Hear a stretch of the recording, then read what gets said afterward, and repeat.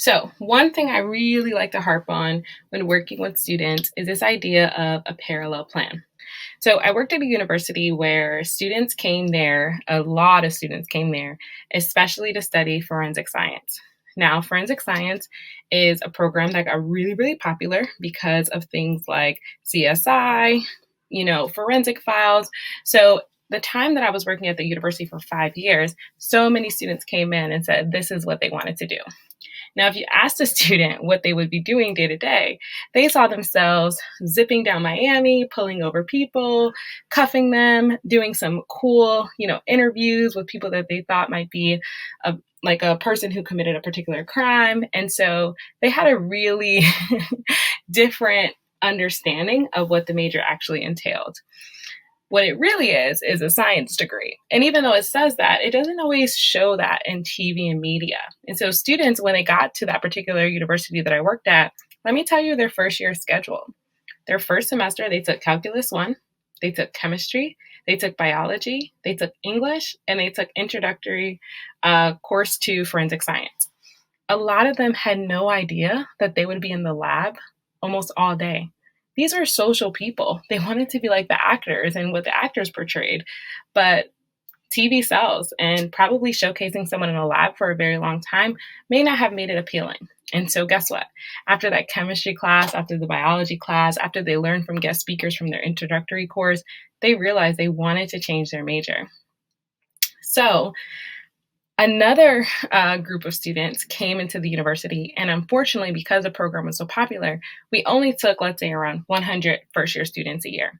And even though students knew they didn't get into the program, they had a lot of high hopes. And so they say, you know what, we're still going to go to the university, and we're going to try to get into the program our sophomore year. And a lot of students, unfortunately, didn't make the opportunity to do so. And so when I would meet with these particular students, I would always tell them, hey, what is your goal? And they would say, I want to be a forensic scientist. I say, okay, great. You can totally do that without a forensic science degree. You want to know why? And they would say, why? And I would say, well, about 20 years ago, there was actually no bachelor's degree called forensic science. It's a new phenomenon, but there's been forensic scientists out for a very long time. So let's do an activity. I would always tell them to go find their favorite forensic scientist, and usually it would be someone like Henry C. Lee. And I would say, what was his bachelor's degree in? What was his master's degree in? What was his PhD in?